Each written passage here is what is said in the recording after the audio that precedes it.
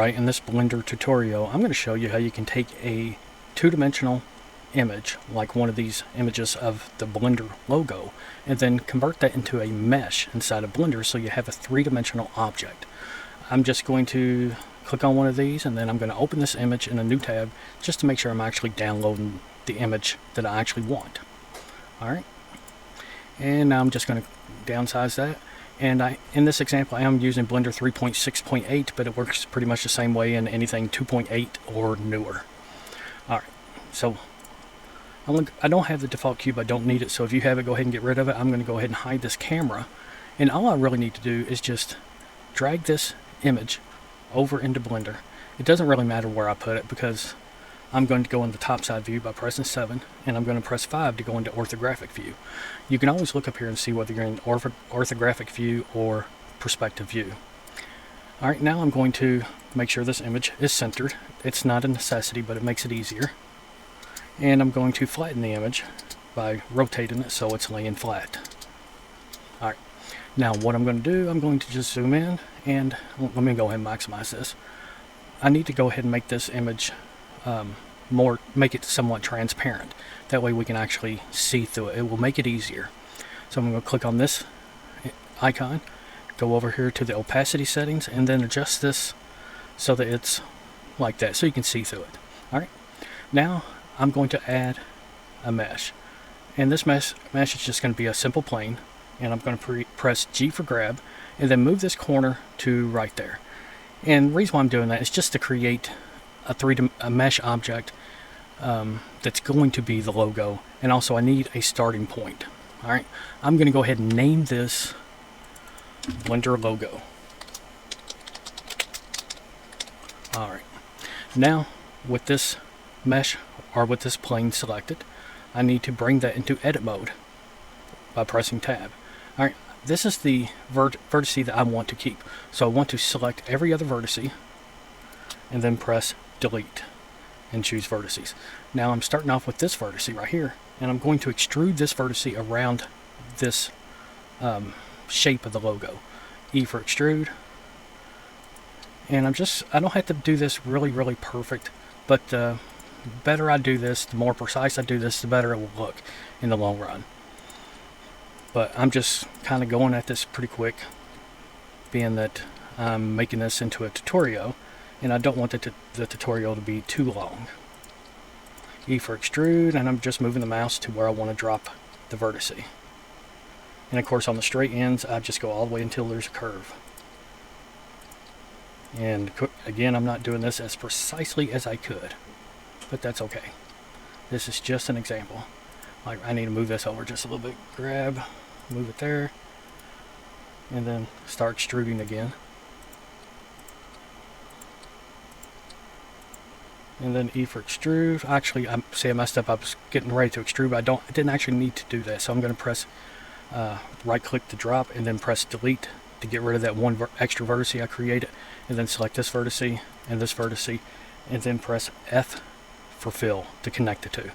Alright, now I need to create the inside edge and the edge for this part. So what I'm going to do, I'm going to select one of these vertices, it don't matter which one, and I'm going to press Shift D and then drop right there, and then Shift D and then drop it right there. It doesn't have to be, it can be, you can drop it anywhere, but presumably along this new edge that you're about ready to create. So with this one selected, I'm going to press E for extrude and then outline this center portion. Again, I'm not doing it really precise. You can do it more precise to make your logo a little bit neater. And then the last two, make sure they're both selected and press F for fill to connect them. Alright, I need to actually move this one just a little bit. Grab, there we go. Now with this one, same thing. Select it and then E for extrude. Work your way all the way around. And of course on the last two, make sure they're selected and press F for fill. Alright, now you may think you could just, select all of these.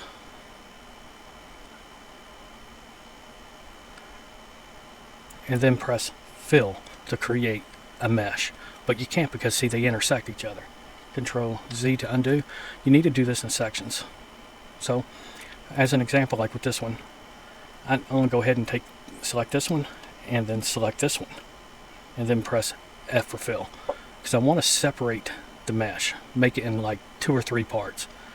Right here, I'm going to select this one and then shift select this one and fill. And see, now I have a half over here and I have a half over here. I'm going to go ahead with all these selected, going around the perimeter. Make sure you have all of them selected. Press F for fill, and now see, it fills it correctly. Alright, now at this point I'm going to go ahead and hide this empty because we don't need it anymore, just to make it look easier to see. Alright, now I want to go ahead and select this vertice and this vertice and press F for fill. Now I need to go through and select all these vertices that connect that into one big loop and then press F for fill. Alright, now make sure none of them selected and then bring up circle select and then do the same thing again. And then making sure all of them around the loop is selected. F for fill. Now the center part is real easy. C for circle select, fill. Now obviously this logo does not look as good as it could, but it's just an example. Alright, now I'm going to go ahead and with this center part selected, I'm going to give it a material. Now this is going to be a blue color. Alright, and now I'm going to create a new material, and this will be the orange color.